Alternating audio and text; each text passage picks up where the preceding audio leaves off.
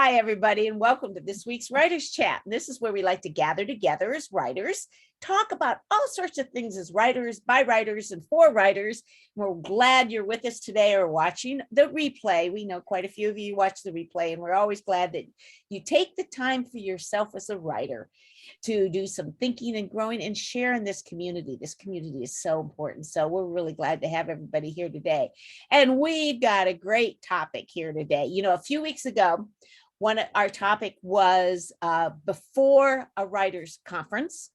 And now today we're going to talk about some of the tips to keep in mind when you go to a writers' conference. And I'm going to give you a preview real quick.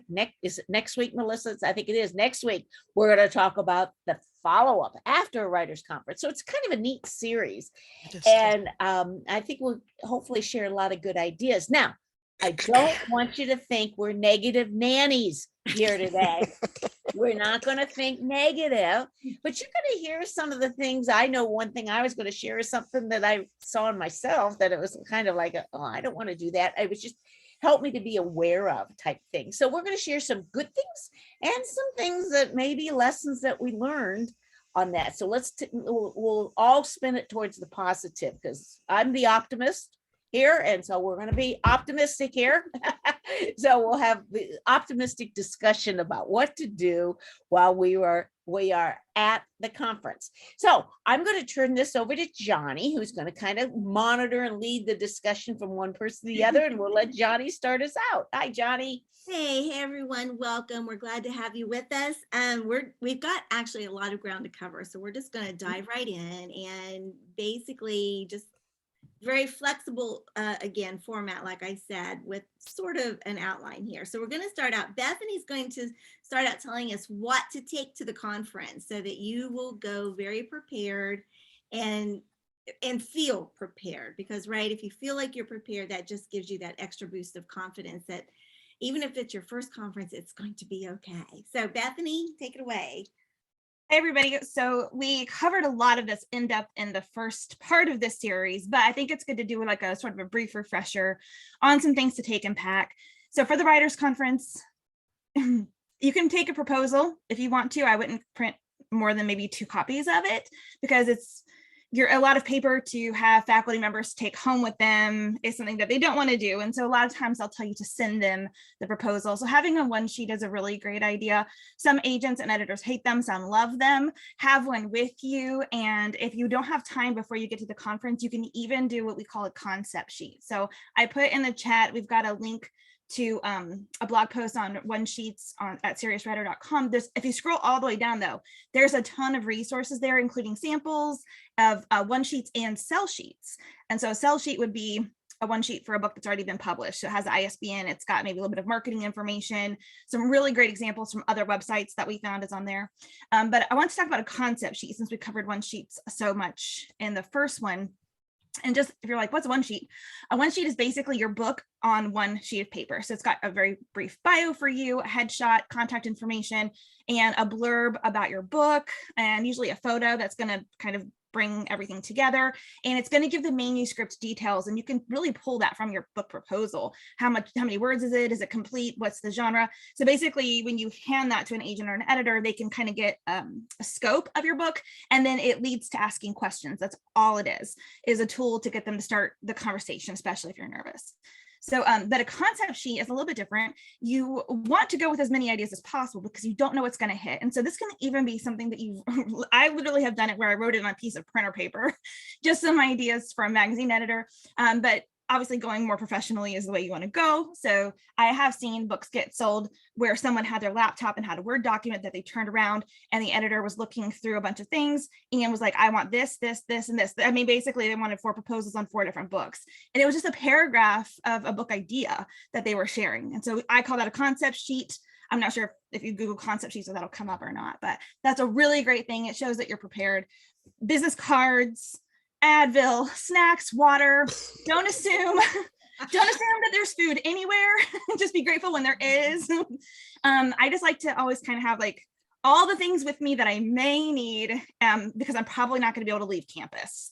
And so just I kind of having a book bag or something like that, and some way to take notes, bring your laptop. But I always have some kind of paper with me in case I am in a class where I can't open my laptop, or it's uncomfortable, or if it's crowded, so that I can still take notes and pens and things. So that's kind of like the brief things. We talked so much about it in the beginning. So there you go. That's a great list. I wanted to just really also emphasize that that notebook. We were at a conference once, and we met a lady, Jeannie and I, and we met a woman at the end, and she had kept in her notebook a list of everything she was going to do when she got home. So we're going to talk, like Jeannie said, after the conference next week, but it's like she already had it all down in one list. So she had just been doing that as, you know, she took classes, as she listened to the keynote speaker, and it was all in one place. So that's very, very convenient thing to do. I'm really surprised you didn't mention shoes and clothes, but I was waiting for that. I was trying to think of the business. No, but she got the Advil. And look, she disappeared on me. Right, I just like someone said they have limited luggage. I take this one book. It's Happy Planner discs, pages I've printed out, and I keep a copy of every receipt, email, instructions that I can print offline, and anything I'm teaching, anything I'm teaching. This is the one thing. If I have this in my laptop, it doesn't matter. I can get my hands on anything else, and I keep this in my carry-on if I'm flying. All right, sorry, Mom. Shoes and clothes. Yes. And don't forget something like sweaters and maybe a coat. There might be a variation in season. So you would want to bring something that might be a little bit warmer or covered or something rainy. Yeah. Well, and AC, if buildings are, you know, some buildings can get really cold if they've got AC running, which also then brings up, and I mean, this really is important, sort of know the dress code of a conference. We've talked in the past about different conferences have their own personalities almost. So like if you go to Florida Christian Writers Conference, which is on a lake in kind of a rustic campground, you can get by with wearing nice jeans, nice pants, you know, jacket, sweater. If you go to the American Christian Fiction Writers Conference, you are expected to dress more professionally. So, you know, you do sort of need to know the temperature, I guess, or the personality of the conference you're going to as well. And yeah, and usually it was like dressing up the first couple of days, and as each day went by, you know, you'd met with everybody you needed to meet with, and then it's like that last day, okay, it's the jeans because you're driving home, or you know, whatever. So and then you contrast that with Realm Makers, and they have their awards banquet where everybody dresses up. Yes. Yes, like and I don't mean like fancy clothes, I mean like cosplay type. Exactly, the costumes. Yeah. So that's fun too. That's really, really fun. All right, so Jan is going to talk to us a little bit about what it's like to be a novice, your first time conference, and just some things that she wants to share about that experience. Jan? Yeah, walking into the first one, first seeing the campus at Florida Christian Writers it was a beautiful place to go. And then I don't have trouble meeting people, but walking into the building, I was nervous. Like, am I going to know anybody here? There's people wandering all over. Where am I supposed to go once I find my place inside this building? I got all my paperwork.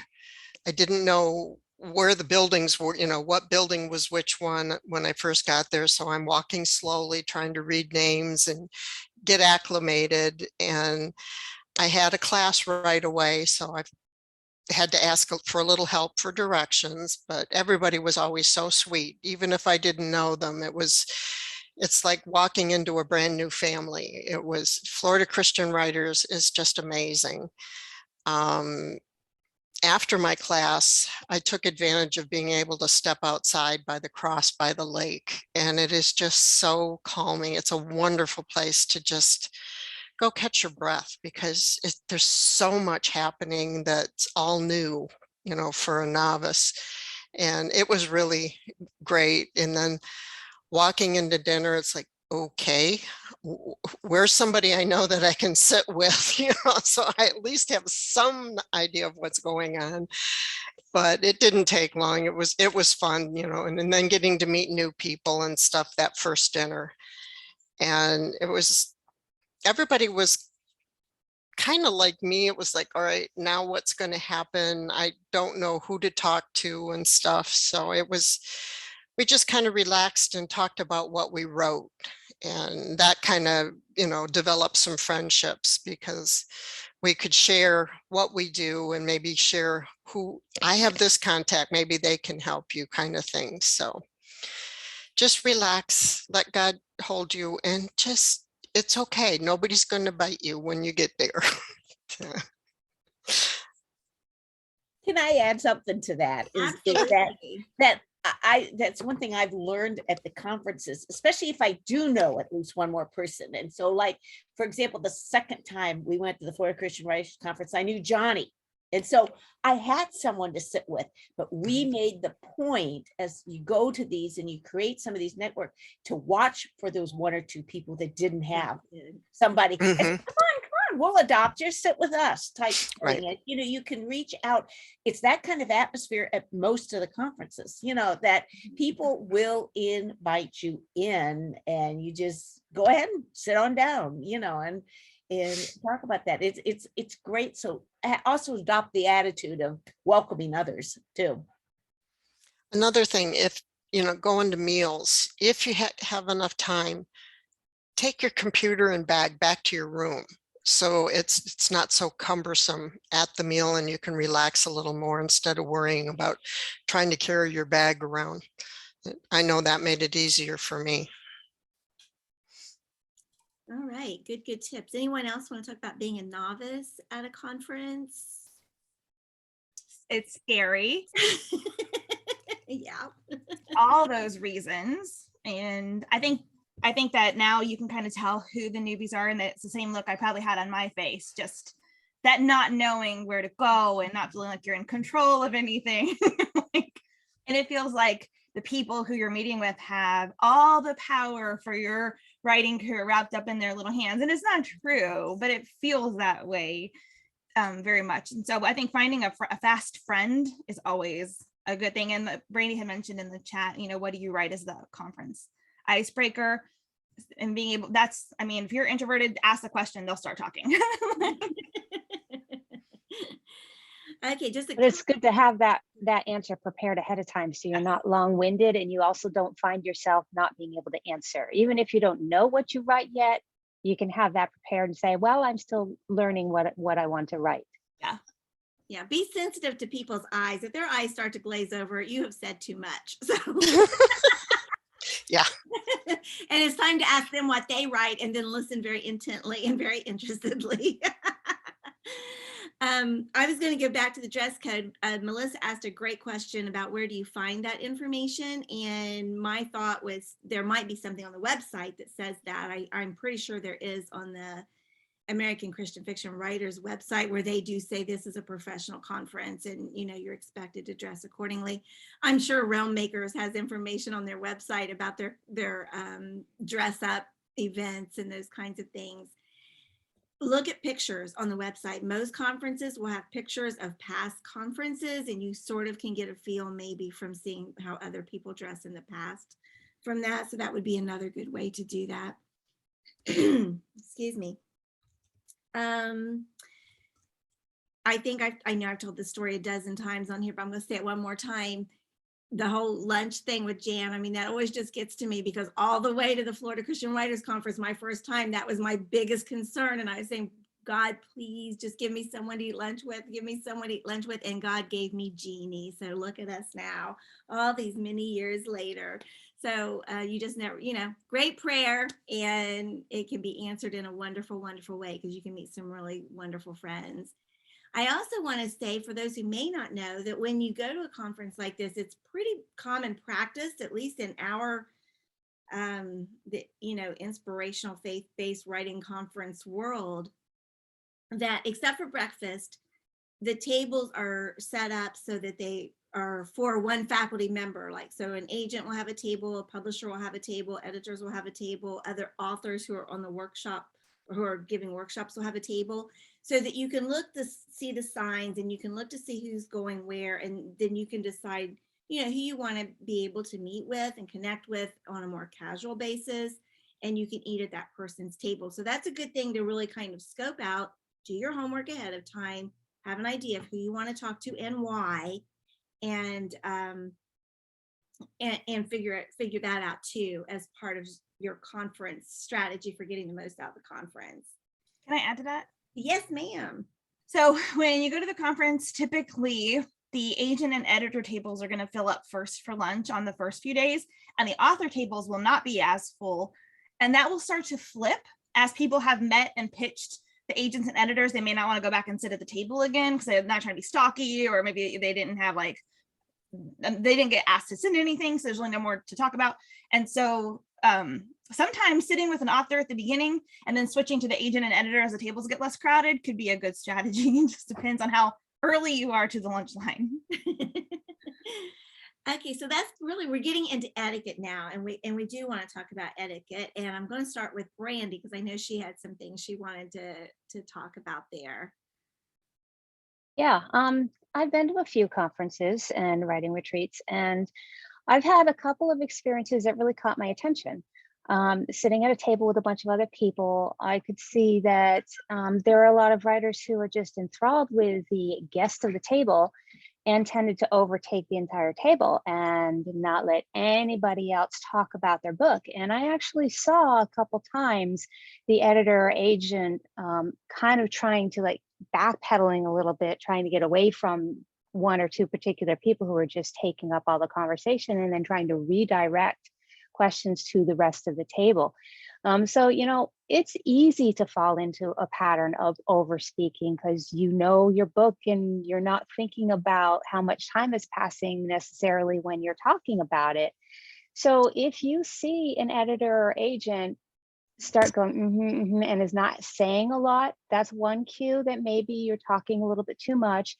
And especially if you see them and then turn to somebody else to ask the question, take that as a cue. Okay, it's time for somebody else to say something.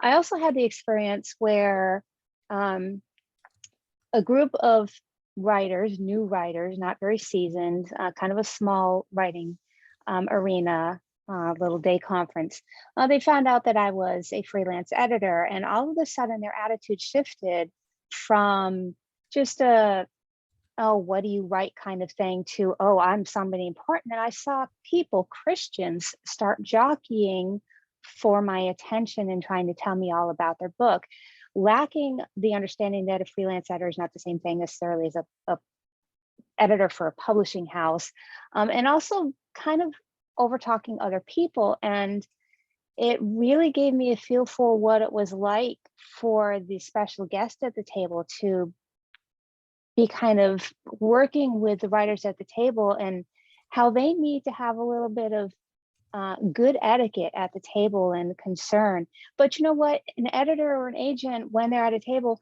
they can tell when somebody is just trying to get their attention. They can tell when they feel like an object that's wanted for what it can get the writer, instead of as just being a genuine approach and presenting something. Hey, here's something that maybe you might be interested. You can sense that. So I would say, think about how you're talking. Use good courtesy towards everybody at the table. Remember, you're not the only one at the table. And remember, good courtesy for the writer. There was one, for the agent, there was an agent that I was talking with, and I recognized that I had more of a personal issue that I was talking about or something, and he was engaging with me. He was interested.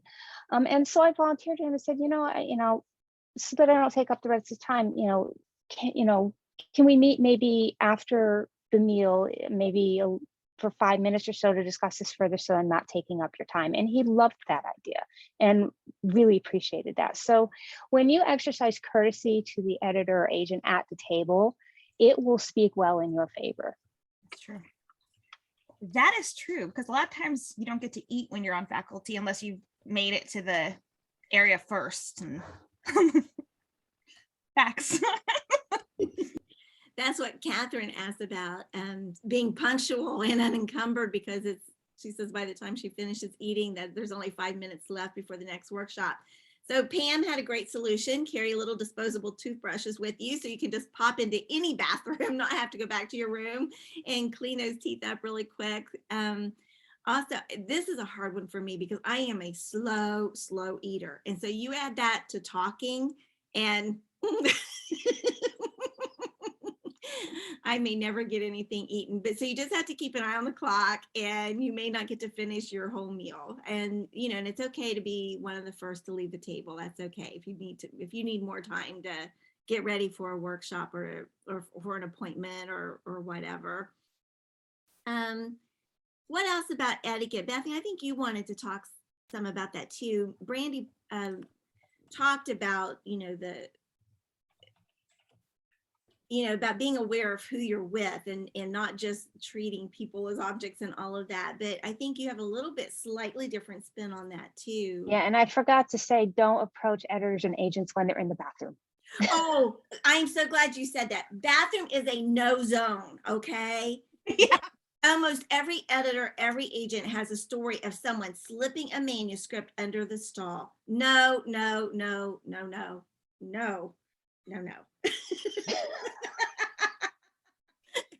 Do not be that person, please. If you do, don't tell them you ever were on Writer's Chapter. It is a safety zone. Oh my gosh. That's a biggest no. It is a big no. Are you talking about like the people next to you in the seat? Is that where you wanted me to head, Mom? Yes, please. Yes, thanks. Okay. Here's the thing. When you're looking at what conference to go to, especially if they're going to have agents and editors to pitch, and you're thinking about how much money you're going to spend on this entire conference, you want to make sure it's going to be worth your time if the goal of the conference is to pitch your work. And so you're going there specifically to see certain people and have those appointments with them. But then at the conference, I think a lot of the magic happens with the people who are sitting next to you in the seats as a conferee. And Eva Marie Everson, who has been on Writers Chat, and she's the president and founder of Word Weavers International and runs the Florida Christian Writers Conference, which we all rave about. And so many of us got our start at. I remember at my first or second conference, she was introducing the faculty and they're coming up to the stage, and she has a story with every single one of them about how long they've known each other or when they were getting started. And it was always a story back to the moment when they were writers and they hadn't made it yet to bestseller status, or they weren't running conferences or always teaching on faculty together. And that really made me think, who is in the room with me right now that we're going to grow up together in this industry? And 10 years from now, we'll have stories where we can talk about being at conferences together. And I've watched this happen over my career, and we all have stories about that. But your future agent could be sitting next to you in that pew or in that class or at a table. Some of the authors who are there who don't get a lot of the attention in the beginning, which is fine because they can't acquire anything. Some of them are going to go on to be editors at publishing houses and then agents themselves. And so don't ever feel like you only are there for, I think Tori Martin calls them the shiny people. Be there for the shiny people, but don't neglect the people that are there coming up with you, because you just have no idea who they are going to be. So very good, very good. And Bethany certainly has had that experience with she and Vicki attending a conference together, not knowing each other, eating lunch together, Vicki Dorstock, and also with Kyle Young too. My agent Kyle, and we were competing in the contest. We were both up for the SALAS together. That's how we met. Vicki was in my class. I was teaching at Blue Ridge on faculty, and Vicki sat in the front row in my class, and I liked her immediately just because she had so much to say in the class. It was so smart, the things she was saying. I'm like, I like her. And we became fast friends. Now she's my co-author on a book. She owns a publishing house now. Like, I mean, it's just crazy how those things start. And I think people tend to forget that that's also part of this conference experience. And I would also say, Kyle wasn't my first agent, but I met my first agent at a writers conference in Florida, but it was in the after hours, not a particular class, but just sitting in the lobby and getting nachos together and just having a conversation that wasn't about writing, that sort of like solidified the relationship there, which then led to a contract offer. So don't neglect the lobby times or always hide in your room. And I'm saying that as someone who's very introverted, not that a lot of people don't believe that, but it is true. So, take advantage of those times. All right. I passed the. It sounds like, we have a tendency to worry about our shoes and our clothes when we really should just remember politeness 101, with everybody. You love your neighbor as yourself. The golden rule, guys, the golden rule, just live how God wants us to live in all our relations. Way too, like, we've talked about how Jeannie and I, we just met because I sat in front of her in an empty auditorium and turned around and said, "Where are you from?" She goes, "Ohio." I used to live in Ohio, and that was the beginning. But then another gal came and sat by us, and then she and her roommate got to be really good friends with us. And then this other woman who we just adore, Clella Camp, who's older and just wise and sweet as can be. And we started our online critique group. I had never been part of any critique group before. We really didn't know what we were doing, but the 5 of us ended up doing we lived in different places. So it was all done through email. And gosh, we did that for years and years. And we sort of have gone in different directions now and different things going on. But that was so invaluable to me, and I think to Jeannie. And, we would hear about opportunities of, little writing opportunities, and we would pass those on to each other, and just really, so even that, you might find your critique partners at a writers conference. So you just want to be very aware of who's there, who you can help, who might be a help to you, and meet people. Norma was going to talk about being open to God's plans, that they may not be what your plans are.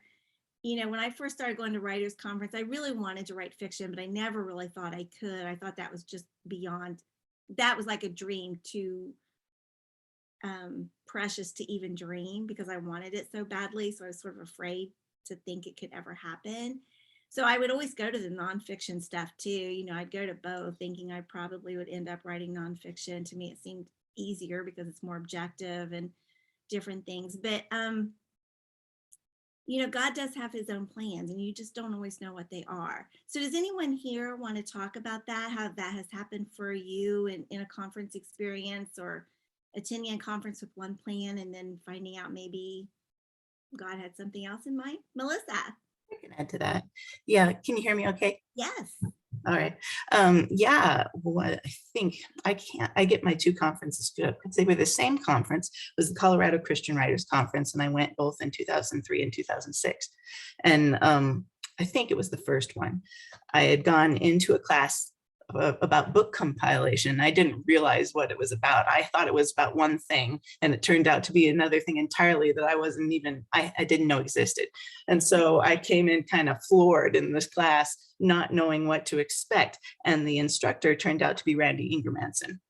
Oh. And so I just kind of got swallowed into everything that he was saying there. It totally didn't apply to my life at the time because I was a newbie writer, but I learned about him, and I learned about his website that helped fiction writers. And so even though I didn't get much out of the class and kind of initially came into it disappointed, thinking, this doesn't apply to me, the teacher totally took it away. And through him, I was able to discover all the things that I needed to learn my craft. And then eventually it also connected me to resources that connected me to my writers groups like Christian Writers International, where I met Brandy. And then I also learned about different groups that led me to the Jerry Jenkins Guild, and then eventually led me to Serious Writer. So the path, although it took years, was all based in a happy accident that was God's direction and not mine. I love that. I thought it was really cool looking back on it and realizing how he orchestrated everything there. That's a great illustration and stuff. I got a quickie one. I went to a one-day conference just over less than an hour from here, just one day, and it was pretty basic, so my expectations were like this. And at the very end of the first session, the editor just happened to say he was putting together devotions for caregivers, which tweaked my interest because I was still working at the health department at the time. And we had a whole caregiver program there, special place in my heart to take care of these caregivers, you know, that need so much support and love. And so I had this great conversation with him on break. I was going to say at halftime. Can you tell I'm nervous? But anyway, at break, the conversation, he said, well, do you write devotions? And I said, well, I write a blog and I've written some devotions. He said, he handed me his card, said, send me 2 examples of what you know, and he gave me a couple guidelines. I ended up in that book. That was probably one of my first attempts. And his name's Paul Muckley. He's still at Barber. And he and I corresponded yet this week. And that was probably 15 years ago. And I ended up doing 4 or 5 different, I was a devotional writer for 4 or 5, including my first solo published book. Was from that just thing he added at his tail end that tweaked his interest. So Melissa, it's sort of the same way. You go with certain expectations, but we got this God that surprises us, you know. So he opened for this surprise, you know. It's amazing. It is amazing. And if you hadn't gone, those opportunities would never have happened. You know. I have one from a faculty member perspective on this. So as an author, sometimes people will meet with me to talk about marketing or social media or look at their book or usually the proposal just to kind of get some help. But a lot of my friends are editors and agents. And so I'll hear what's, you know, going on in the industry or people are looking for certain things. And so I've been at conferences where it's happened on both sides. I'll offer some advice and I see them being very teachable and thinking, okay, I can do this. And then like putting that plan into action, and then I can help them with their next steps. And then I've also seen the other way where they've come with their heart project and we're looking it over, but then they'll share something else or something in their bio. We'll start talking about it. And it's like, I remember one specifically, it wasn't gardening, but it was something to do with nature. And I thought, I know for a fact there are publishers who are looking for this kind of thing right now. And my suggestion to her was focus on this. This can get your foot in the door right now, probably with an agent, and then you can keep working on this. And I saw like her face, just I killed her cat. Like, and she did not want to do that, even though this was still part, it was a fiction nonfiction thing. And I was saying, look, start with the nonfiction. I know that you could do this. She's the perfect person for it. And that's fine if she didn't want to do that. But I've been on both sides where I've talked to people and I'm thinking, if you would do 2 things, I can cut out so much of the red tape for you. I can get you a personal introduction. Like, I can do this. I can help network for you. But it's almost like you have to be willing then as a conferee, and I think about this myself, to show, yes, I can do the things that you're going to suggest, because then someone's willing to take a chance on you and push you forward because their reputation's on the line too. So kind of on both ways, be teachable and be willing for it maybe not to be the path you thought it was going to be, I think is the big thing. I'd like to add to that. Okay. Sometimes you go to a writing conference and what God wants to give you out of that writing conference is not writing related.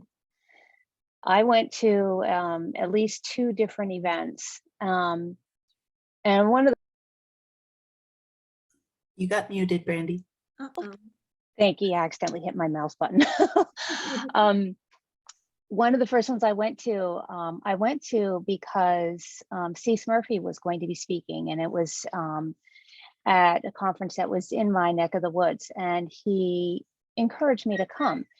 And I found a way to be able to go.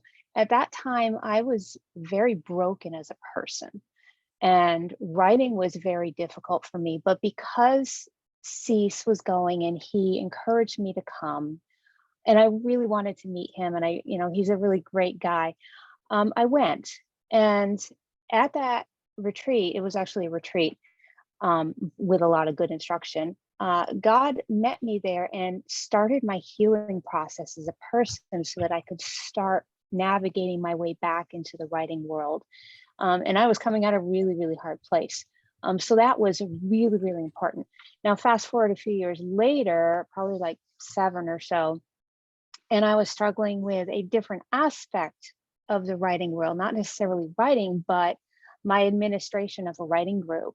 And I had gone to this particular conference. There was an agent there, and she and I just happened to hit it off in a kind of unusual way. She recognized my name from somewhere, and I think I know where it is, and it's totally different than what she thought. There's somebody with a name very similar to mine in her, I think it's ACFW.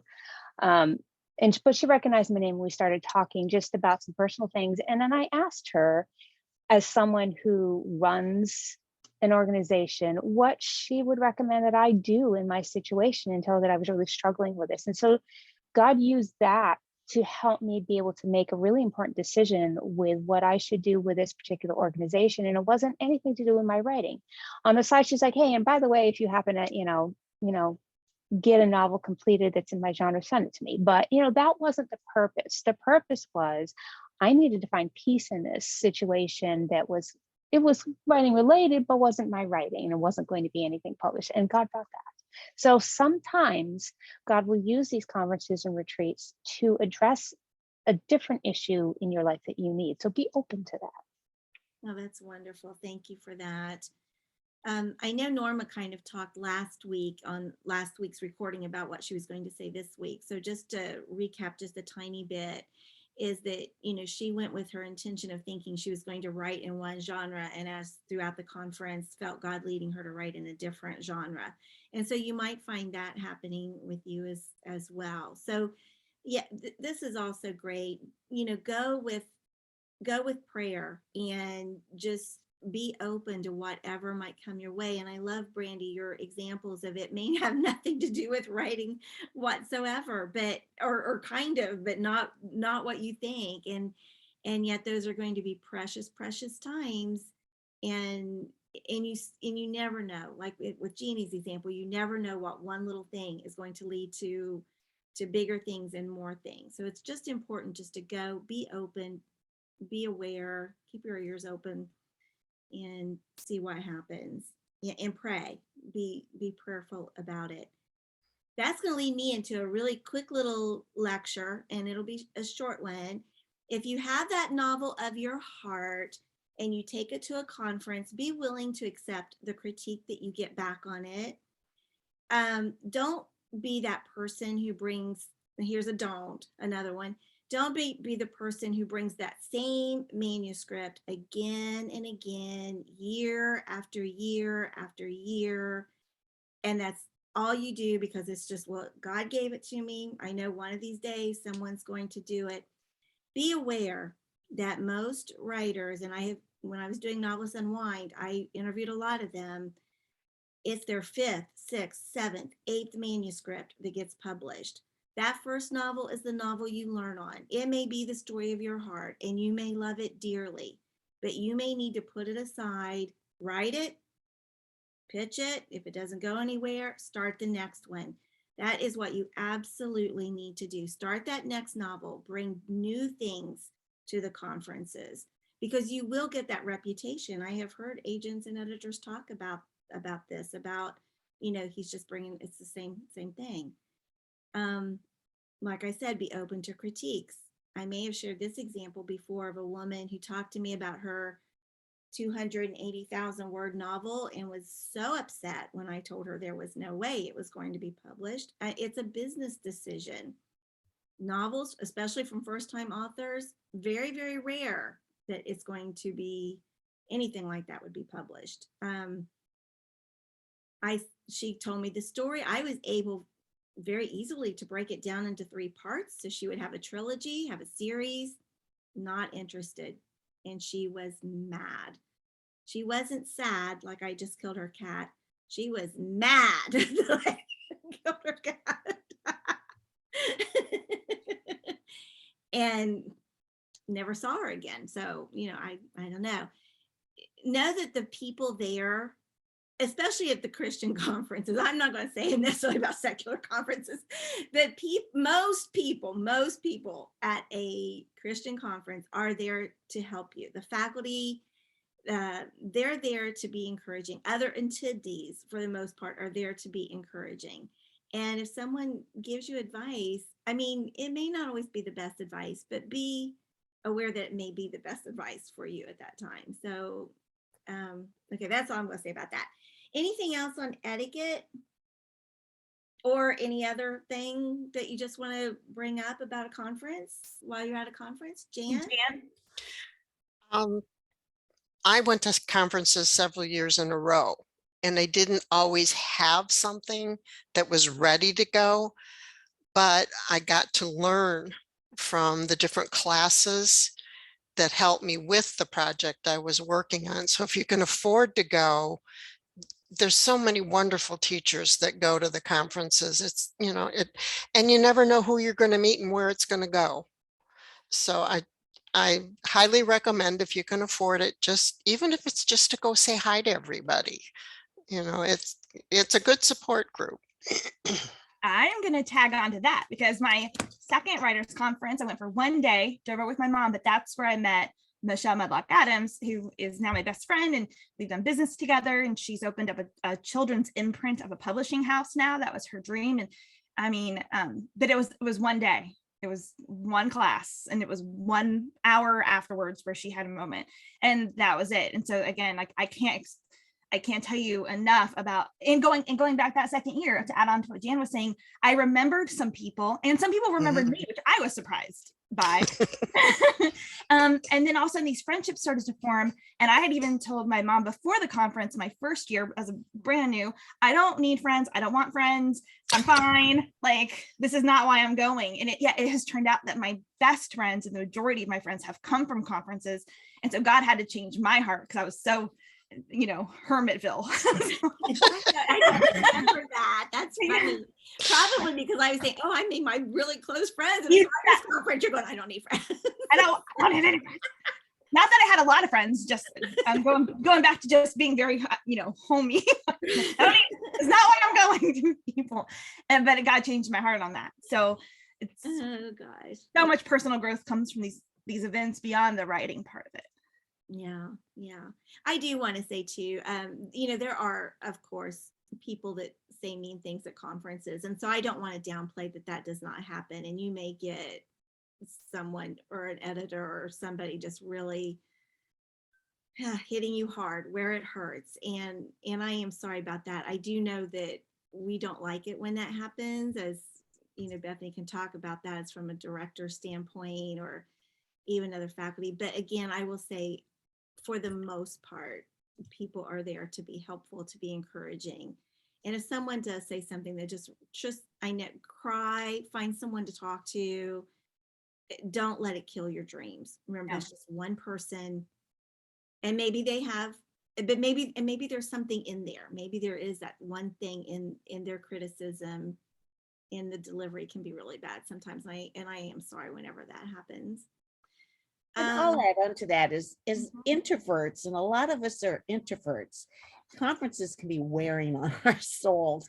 And I find out maybe it's not so much the incident, Johnny, of one person saying something. It's just when I get tired at the end of the second day, I call it the wall. Every conference I go to, I hit that wall where I feel like I'm an imposter and I don't belong there. That what am I doing this? I'm done with writing type. That sort of a drama, but it's almost always because I'm depleted as an introvert, because there's, and I need to go to that cross, like Jan said, and Jan, I think that's the Florida Christian Writers Conference cross behind you, it looks like, but I need to go out to that, and I need to spend some time by myself. I need to take even a nap, get a cup of coffee, spend some time with the Lord, and Pam saying it happens to extroverts too. But so no, it's not necessarily even one incident like that. Conferences can be tiring, so exciting, but you know yourself. And I know now when I hit the wall, take a deep breath, take some time apart, and then go back and get my money's worth out of it, type thing. But yeah, there are two different philosophies. One is, put everything into it you can because you can sleep when you're dead. Or if you need a break, take a break, and don't feel like you have to attend every single workshop. Maybe you do just need to go to that cross, to the lake, to the chapel area if there is one, or just to the lounge where there probably will be just very few people there. So I have to admit, there was one retreat that I was just so not doing well that I took an entire class out. I went back to my room and I ended up a blubbering mess. Aw. So, if you hit one of those moments where everything just doesn't go well and you're just so stressed that you end up crying, don't feel like there's something wrong with you or that you're the only one that reacts that way, because you're not. Some some conferences will bring deep things out that you aren't expecting, and they may come out in unusual ways. And I would just say, let that happen. Just retreat to a safe space for you to allow God to do that work, because through it, God will do something good. Agree. Writing is such a special thing. I mean, because I don't know, it's just is. It's us, it's our identity. As Jeannie said, it's so easy to feel like an imposter, to want to have those doubts. And of course, Satan uses all of that, just to churn it up. And then you're showing people what you've written, and you just are on pins and needles about what the reaction is going to be. There's a lot of emotion in that. So it is just very important just to, I agree with you, Randy, just allow it to be, be vulnerable. Yes. And take time alone if you need it. And hopefully you can find someone to talk to too, if you need that, a friend. So that's important. A lot of the Christian conferences have a prayer partner. Yes. I served as a prayer partner for a couple of them, and it is special holy work. And so they seek somebody out. The staff knows this, don't they, Brandy? People on the faculty know writers hit that spot, and they're willing to help somebody that's crying in the corner type thing. Yeah, because they've been there and they hit it right. themselves in their own way. Yep. That's a good point to remember. That faculty person was once a new person. Yes. Yeah, that's really a good thing to remember. Okay, well, we're getting close to the top of the hour, and we do want time to bring everybody back on for at least a few minutes. So Bethany, why don't you close us up with anything else that you might want to say from a director's perspective? I have 5 quick things. Okay. Very quick. So as a conference director with Serious Writer, so this is where that's coming from after doing it for a few years and being on faculty since 2014. The goal for, I would say, faculty and director, so I'm going to kind of lump all of us together on this, is the goal is that the conference was worth it to you for the money, for the time, and that you're going to want to come back. And so always just know, if something's going on, the director's never yes, it's all a scam to get you to come here, and we don't care about your experience, and we're just going to let you go. And that, like I said, general market conferences are very different than the Christian Writers Conference world. And so I would say 99.9% of the Christian Writers Conference directors and the faculty, they're all there, usually giving up their own time and some costs and things to be part of it. And so it's because they really believe in your dreams and want to help network with you as much as possible. And so if you're having a bad time and someone has said something hard, you can be angry at that person for sure. But that leads to point number 2, which, and this is from a director's perspective, if something's going on, please let a director know if it warrants that level of I need to tell somebody. And you can start with a close friend or maybe a faculty member who can then help on that end as well. But once the conference is over, it's really hard to go back and then deal with the situation. It's much easier if we're in the moment to be able to take care of it right away. And then sometimes maybe if a few people have the same problem and no one says anything, then any, I'll say, faculty member that we've had on staff, well, there were no problems. We only heard the good things. And then we're going to continue to run it the same way because we're just going to fix all the other things we heard about. And so not that you want to just tattle on every little thing, but sometimes things do need to be said and told. And don't be scared that someone's going to break your career if you say something, because I think that, especially in the last few years, we've seen that had come out with certain things. And so not our conferences, but just in general. So if you say something that's important. The other third thing is the faculty are always running everywhere. So if they're trying to get to their class, they're trying to get to a meal, they're trying to drop something off, and sometimes they're just trying to go to the bathroom for once during the day. And so if you're in a class and the faculty member's rushing in at the last minute, just offer some grace, because what probably has happened is they have gotten stopped 10 times on the way to that classroom by people wanting to talk to them. It wasn't that they don't respect your time in the classroom, they are trying to get there, but that happens more often than you would think. I've always been grateful when someone kind of sees that panic look and they'll say, can I get you a water? Can I, like, or it just starts conversation in the class while I'm trying to set up. And if that has happened to me before, but I've seen it with other faculty members too. And so sometimes just being that smiling face to them, if they look a little frazzled, helps, which leads into number 4, the faculty talk. So if you are a problem to one person, you've probably been talked about to 3 or 4 other people as well, because this is a very small community. So that goes back to being teachable. That goes back to when you've met with someone who's on faculty and you're allowed to disagree. Like, this is a very subjective industry. I think we would all agree with that. But if you're just kind of belittling and belligerent as a conferee to someone who has published many things and knows more about the industry than you, that can sometimes come out if they are listening and someone's talking about something. Like, you don't want your friends who are in the industry to be representing someone who is going to be a negative impact to another editor, to another agent. And so it's not this gossip mill that's happening, but sometimes names pop up as a warning. So don't be that person. Be the person where everyone's excited and everybody wants your stuff because you are so great and they want to work with you. And I don't think enough is said on being that really positive person, because you love your book more than anybody ever will. And so if you are easy to work with and you seem teachable and you seem like, yes, I'm going to go do these things that you're telling me, that's the kind of person that you want to work with, because everything else can be fixed. Writing can be fixed. You can get an editor. Platform can grow. Like, there's a lot of things that can be turned into positives, but that personality sometimes can't. So just saying, be very wonderful at these events.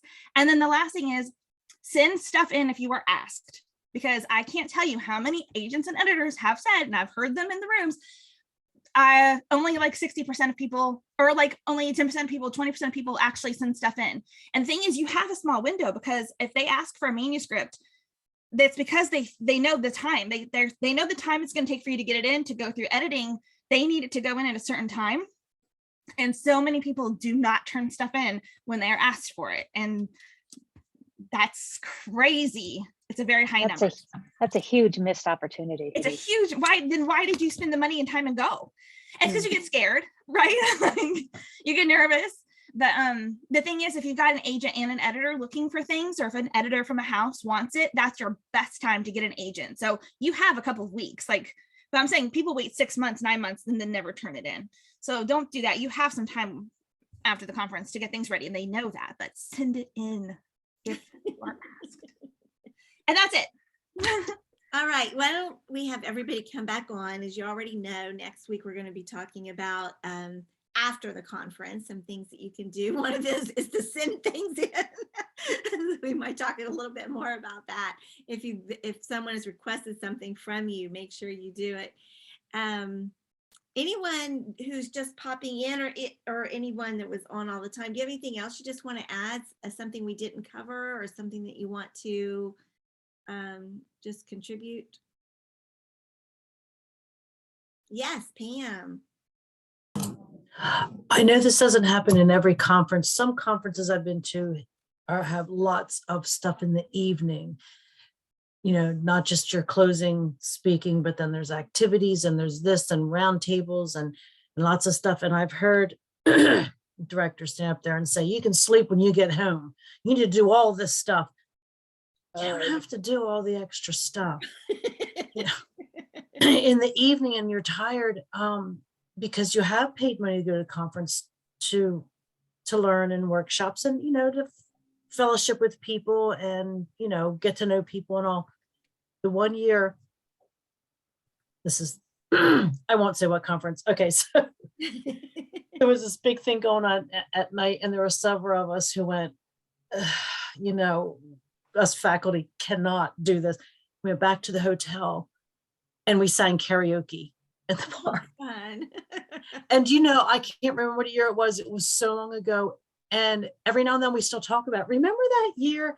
And that was a Friday night. But when we got up for the next day, for the last day of the conference, we weren't dragging. And we'd stayed up way too late. But we had relaxed, we fellowshiped with each other, we laughed, we ate French fries. Chip McGregor and I danced in the hallway, and I found out he used to teach ballroom dancing, and, Yeah. and we sang, and it was needed. So I try to tell people you don't have to do all the extra things if you're exhausted. Get a good night's sleep, or at least sit and talk with somebody so that you're at least emotionally, spiritually refreshed, even if you're tired. Yeah. Totally agree. Anyone else have anything to add? Who's going to a conference this year? Do we have people who know they're going to conferences? Where are you guys go? Joe, where are you going? I'm going to be going to Speak Up, which is up in Grand Rapids for me, and I'm actually bringing my husband this year. Fun. Yes, and I'm hoping to do word weavers. I'm doing Taylor University. I really want to do some ones that I have never been to, but I'm just not sure if that'll happen this year. So we'll see.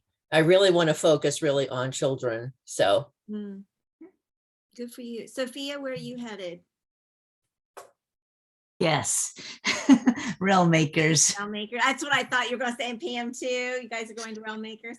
Where and when is Realm Makers? Let's put a plug in for it. It's towards the end of July in Atlantic City. Atlantic City, just about in my backyard. So I'm very excited. And yes, we're working on our costumes already, right, Sophia? Time travel is the thing. Pictures.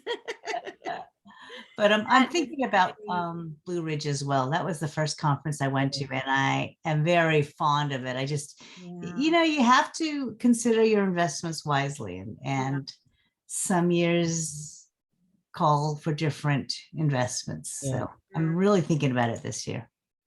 Joe, when is Speak Up? I should have asked you that too. You said it's in Grand Rapids. yeah, it is. Actually, if I can ask you guys to do something on my website, I have a resource page and I have all kinds of conferences listed on there. Oh, good. If you go on there and see something that is not listed, and I'm sure that some of the ones you're talking about may not be on there, but if you go to joemasaroministries.com, there's a bunch there with resources and things. If anybody has anything that they want to, say, gee, that should be on there, let me know. Okay. And I can tell you in a second when Speak Up is on. It is, let's see, July 6th through the 9th. Okay. July 6th through the 9th. So I'm Yep. sure there's time still to sign up for that one too. Yeah, I don't even think registration opened yet. Okay. Okay. Right. Joe, can you put your oh, never mind. Melissa is already did. She is Thank you, a Melissa. wonderful, Yeah. wonderful person to Yeah, I'm really trying to use that page as a really good resource for us and other people that, might be looking for information. So I would appreciate that. That would be great. Okay. Bethany, I know you probably have a conference or two in your future. Yeah, I am actually on faculty for Speak Up, so I'm so excited to see Joe there. It'll be my first time at Speak Up. I'm really excited. You're gonna love it. Can't wait. Cannot wait. And got asked back to Florida Christian Writers Conference this year again, so I'm super excited to go back and teach there. When is it, honey? October, I think. I don't know that they have the dates published yet, but it was October last year, I think. Then we are announcing this week the Serious Writer Intensives. We did it last year, 30 people only, and it was amazing. And that is going to be September 8th through 10th. And then we'll have all the registration stuff out this week. So I'm leading that one. Okay. And I'm going to put a plug in for a virtual conference. It's the Mid-South Christian Writers Conference. I'm on that board, and I'm doing a Friday. Our conference is basically a one-day conference on Saturday, but then we do Friday extra sessions. And Patricia Bradley and I are doing, I don't know the exact name of the conference, or the workshop, I don't remember, but we're talking about the muddled middle or something like that, how to make sure the middle of your book holds up, because we often do great beginnings and great endings and then have trouble getting from one to the other. So that's our topic. And then there are other Friday more, those are longer, like they're 2 to 3 hours. So it's Mid-South Christian Writers Conference. It's in March. It's very inexpensive because you're not, of course, you're not having to travel or anything. and you get access to all the workshops. So it's a pretty good deal. So Mid-South Christian Writers Conference. Thanks, Brandy, for adding that one. That actually may be our blog though. So let's double check that one because the blog isn't kept up anymore. We've gone to newsletters instead. So we'll make That sure. one on that front page, it shows the conference March 18th through 19th. Thank on you. the front It page. is the right one. That Yep. online bit kind of threw me. Okay, so any other conferences anybody wants to talk about, Pam? The Colorado Christian Writers Conference is all virtual this year. Okay.